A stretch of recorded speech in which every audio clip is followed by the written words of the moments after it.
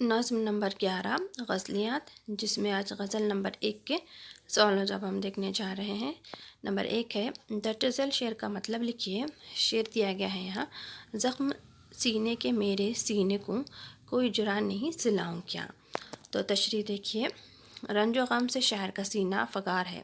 اس کے سینے کے زخموں کو سینے والا کوئی جرح نہیں ہے۔ وہ اپنے زخموں کو سلوانا چاہتا ہے مگر کوئی سینے والا ہی نہیں ہے، تو آخر وہ اپنے زخموں کو کس سے سلوائے اور کس سے اپنا علاج کروائے۔ اگلا سوال ہے، سیل کا خاکہ مکمل کیجیے، جس میں سید غلام حسین چشتی کے جائے پیدائش، والد کا نام، قوم ایک جہتی والی نظم اور جائے وفات لکھنا ہے۔ تو جواب دیکھیے، سید غلام حسین چشتی، جائے پیدائش ہے علیج پور برار، والد کا نام ہے سید غلام حسن، قوم ایک جہتی والی نظم ہے یک رنگ نامہ، اور جائے وفات ہے علیج پور۔ اگلا سوال ہے، شاعر کی درد دل نہ سنانے کا سبب بیان کیجیے۔ جواب، شاعر انسان اپنا درد دل اسی کو سناتا ہے جو سچا ہمدرد ہوتا ہے اور اس کے رنج و غم کا مداوع کر سکتا ہے۔ شاعر کا کوئی ہمدرد اور غم گسار نہیں ہے، اسی لیے وہ کسی غیر کو اپنا درد دل سنانا نہیں چاہتا۔ کسی غیر کو اپنا درد سنانے سے کوئی فائدہ نہیں ہے۔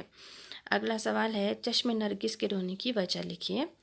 جواب، چشم نرگس کے رونے کی وجہ محبوب کی داستان غم ہے۔ یہ داستان درد و غم سے پر ہے، اسی لیے اسے سن کر چشم نرگس رو پڑتی ہے۔ اگلا شعر ہے، شعر کی تشریح کیجیے۔ داغ سینے کا اپنے دکھلا کر گل لالہ کا دل جلاؤں کیا۔ تو یہاں پر شعر کی تشریح دی گئی ہے، گل لالہ میں ایک سیاہ داغ ہوتا ہے، اسی مناسبت سے شاعر نے یہ بات کہی ہے کہ میری سینے کے داغوں کو دیکھ کر گل لالہ کو حسد ہوگی اور مارے حسد کے اس کا دل جل اٹھے گا، اسی لیے میں اپنے سینے کی داغ دکھلا کر جو کہ گل لالہ کا دل نہیں جلانا چاہتا ہوں۔ اگلا سوال ہے، شاعر کے حال دل سنانے سے سوسن پر ہوئے اثر کو بیان کیجیے۔ تو شاعر کے حال دل سنانے سے سوسن کی منہ کی جو بند کلی ہے کھل اٹھی ہے۔ اگلا سوال ہے، غزل سے ایک ایسا لفظ لکھیے جس کا املا یکساں ہے مگر معنی مختلف ہیں۔ تو جواب، لفظ سینے کے دو معنی ہیں، پہلے سینے کے معنی چھاتی اور دوسرے سینے کے معنی ہے سلنے کے ہیں۔ سینے کے غزل میں آئے لفظ گل کو شعر کی مناسبت سے اعراب لگائیے۔ جواب، گل کے پانی ہوا ہے خون جگر، دل کے ٹکڑے کیسے دکھاؤں کیا۔ اور اگلا ہے، داغ سینے کا اپنے دکھلا کر گل لالہ کا دل جلاؤں کیا۔ اگلا سوال ہے، غزل میں آنکھ کی جمع آنکھاں استعمال کیا گیا ہے، ایسے دو لفظ لکھیے جن کی اس طرح جمع بنائی جاتی ہو۔ جواب ہے، لوگ لوگاں، مرد مرداں۔